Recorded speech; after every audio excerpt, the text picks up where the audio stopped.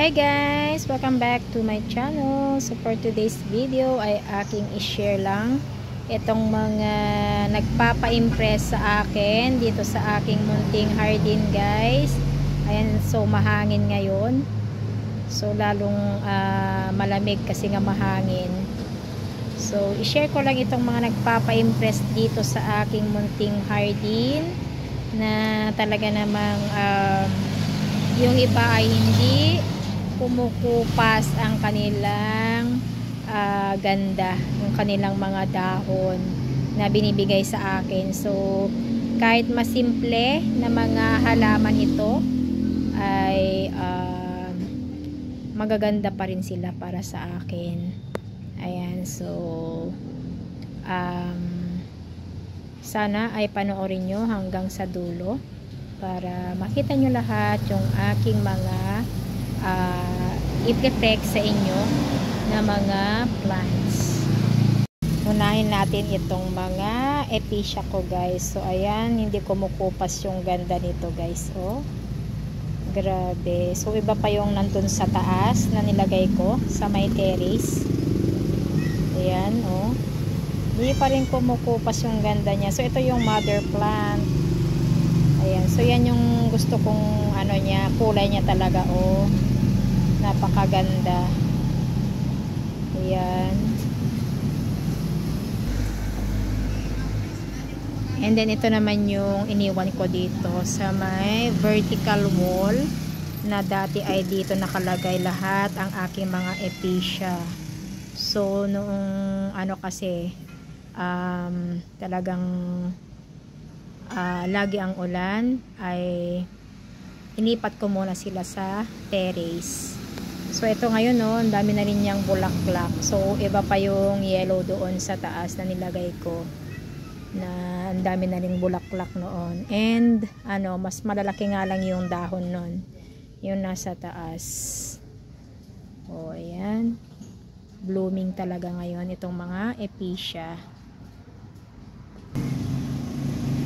Ito naman si pink flamingo ay ayan, nilagay ko siya dito sa taas. So ayan yung aking hanging plant pa dyan. Ayan, nilagay ko siya sa taas.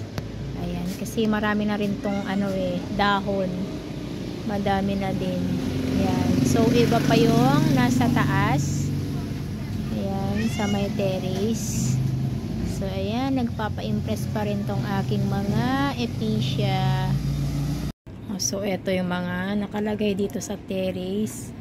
Ayan, o, tingnan nyo ito, mas malalaki itong mga dahon nito compared doon sa baba, sa may vertical ko.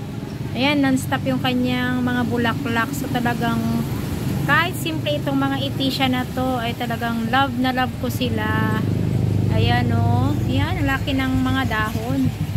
Grabe, parang ano na, oh, parang isang palad ko na rin yan, oh, kasing laki ng isang palad ko, konti na lang.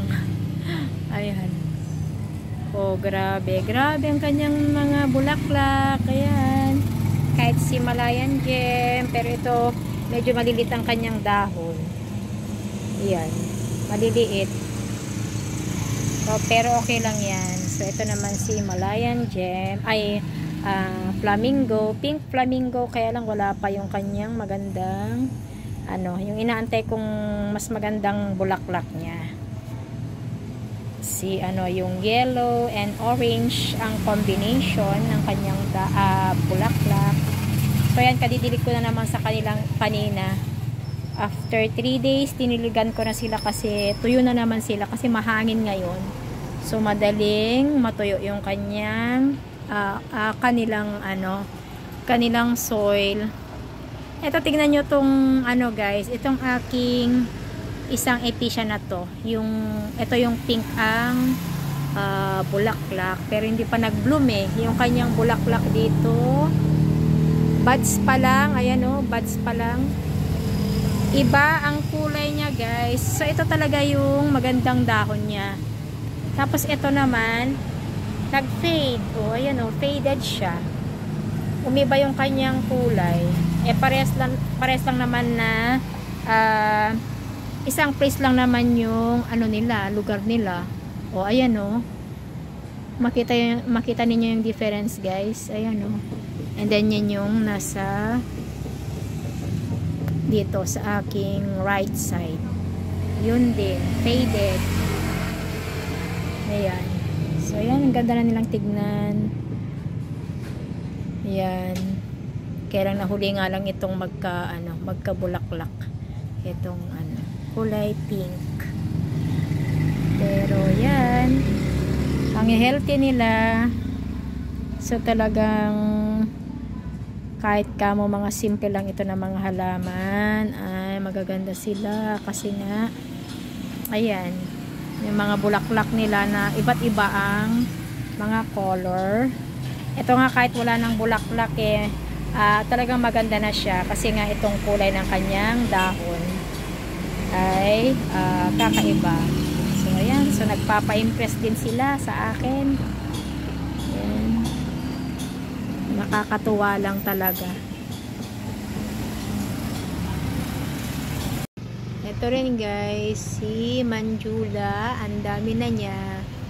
Ayan, so natutuwa ko guys na nakarami na yung kanyang dahon. So ito ay isang favor rin sa akin noon ni Ate Seller. So yan yung ganyan sana yung niya guys. Yan yung isa niyang dahon na old nung binigay sa akin ng laki-laki. So meron nang nalagas dyan na 2. And then itong mga iba, yan hanggang doon na ay mga dahon na naibigay sa akin under my care. So hanggang dyan. So inaantay ko lang na medyo makahaba pa bago ko siya iikot dito. Iikot ko sana dito kaya lang ayaw ko pang pilitin kasi baka mabahay siya. Sayang naman. Ayan, so ang ganda na ni Manjula. Tapos itong aking Truby ay naman ayan, hindi na rin nagpapaawat sa pagdadahon niya guys. Ayan, so ito na naman yung kanyang bagong dahon. So ayan, ang ganda na ni Truby ay. So dati ito nung binili ko ay nasa 2 dahon lang to. Ayan, so ngayon ang dami na niya. O ayan, punong-puno na yung kanyang pot. Ayan. So gusto ko ring maglagay sa guys, malagyan din ng pole ito, and kasama nitong si silver satin. Ito, kahit si silver satin malago na rin siya. Ang dami na rin niyang mga dahon dyan sa kanyang pot. Yan. Etong meron na palang bulaklak itong aking Christmas cactus na nahingi sa aking ninang. So ito ay fuchsia pink ang kanyang bulaklak guys. Ayan, so first time mamulaklak nito. So yung aking dating Christmas cactus dito na kulay pink ang kanyang bulaklak ay wala na, namatay naman. So buti na lang ay nakahingi ako sa aking ninang nitong ibang kulay naman ang bulaklak niya. Yan. And then itong aking si red lipstick. Ang laki na nitong dahon niya guys. And then itong sumunod, laki din. Ayan, so ang ganda nila. Ayan. Itong magkasunod ay maganda ngayon ang mga dahon nila. So talagang mas lalo na naman akong na-in-love dito sa caladium ko na to. Ayan. So ito, pangit talaga yung dahon nito. Pero itong magkasunod ay ang ganda. Ayan. So kahit tatatlo sila dyan, malalaki kasi itong 2 Kaya ayan, napaka-pretty. Napaka-pretty nila. Diba guys? Ayan solid din yung dahon niya kasi nakalaki ulit. So ganito kasi yung mga dahon niya nung nung kabibili ko sa kanya, malalaki talaga yung mga dahon. Ayan, si red lipstick. Ayan. So pretty. And tignan nyo naman to guys. Oh. Binilhan ako nung ninang ko ng ano, oh, ilang-ilang, oh. Ayan. So etong ganitong kataas daw ay ano na eh. Siguro 2 feet na ito or mahigit pa. 250. Ayan, ang dami na niyang bulaklak. So ang bango-bango ngayon dito sa aking munting hardin. Kasi nga itong mga ilang-ilang na to. Bango ng bulaklak niya. Yan. And then itong aking rubber tree, nagmamaganda na rin siya guys. Nagpapa-impress na rin siya sa akin. Ayan, dati ay dadalawa lang yung kanyang dahon. So hanggang nung naumpisahan ng makapagbigay sa akin ng isang dahon ay ayan na, nakabuelo na siya talaga. So bali ano na, ang naibigay na niyang dahon sa akin ay ito, patatlo na itong ano ba, itong yan, yung latest.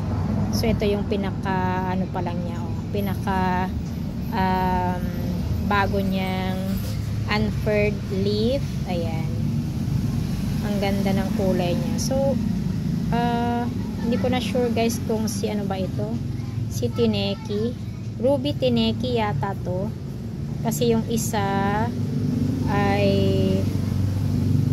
dalawa kasi to eh, na parang magkamukha din.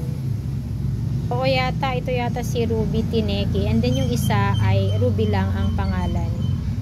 Yan. So ang ganda niya.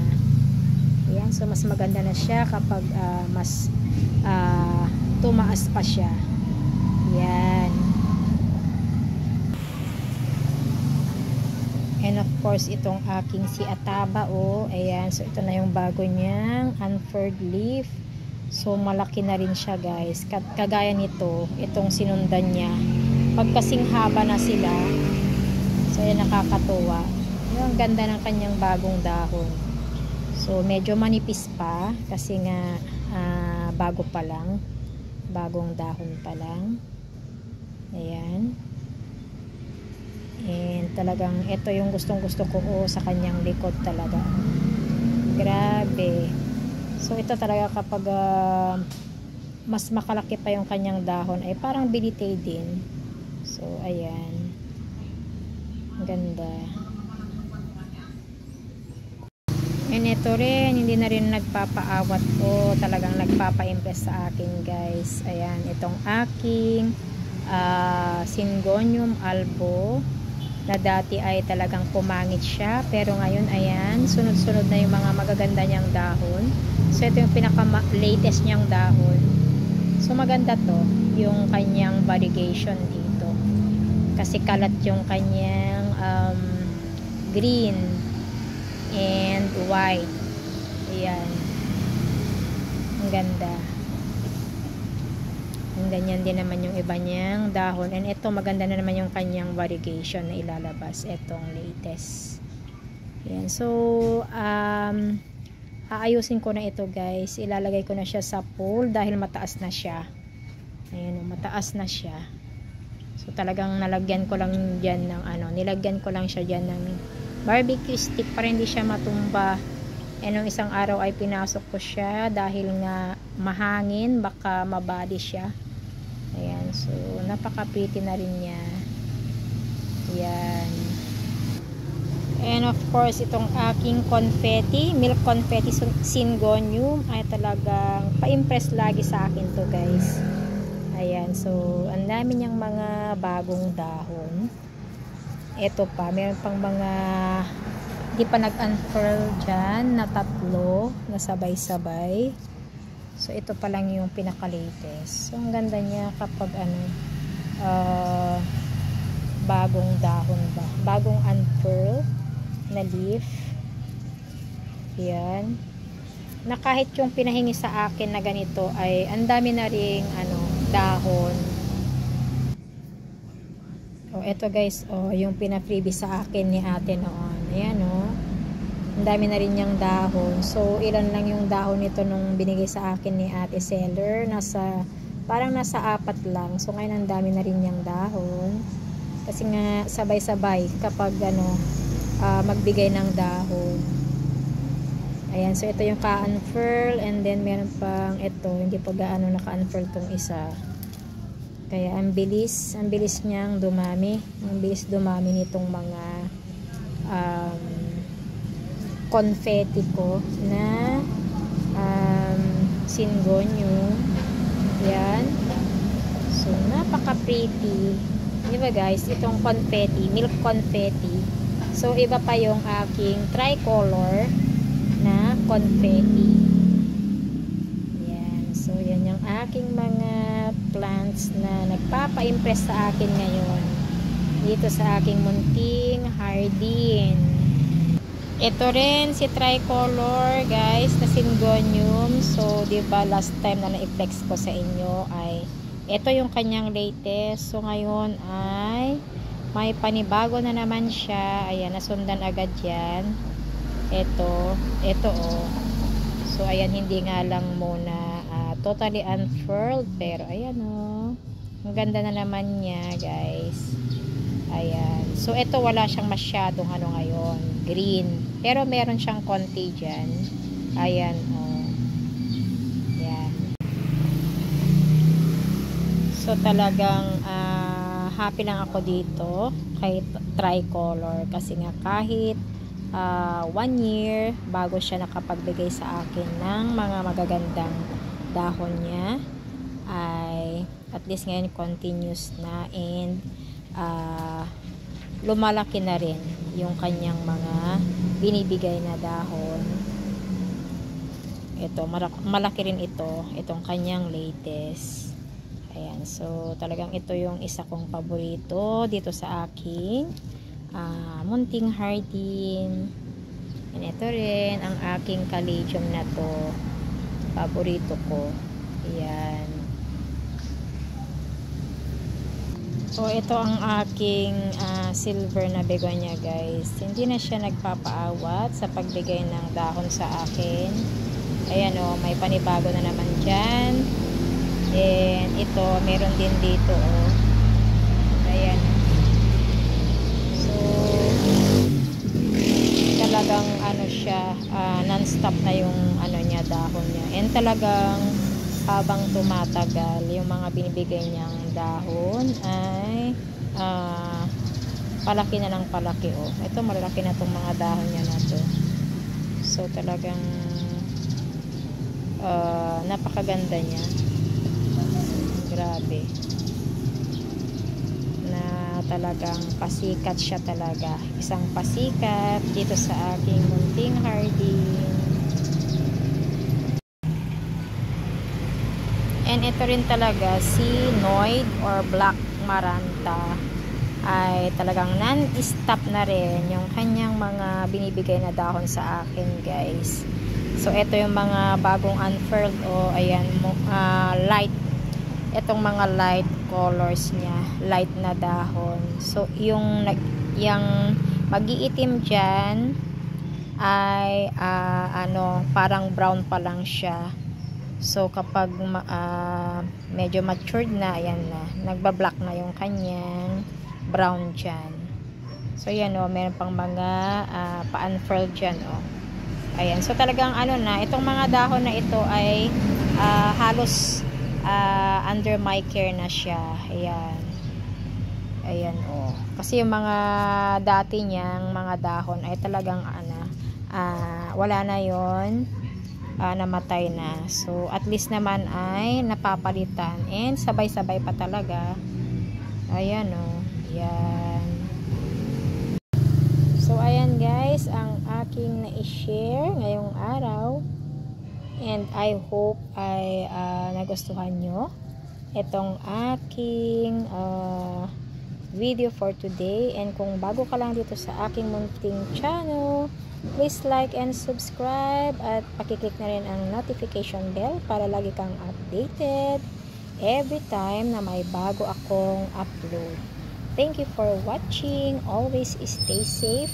At God bless sa ating lahat. See you next time guys. Bye!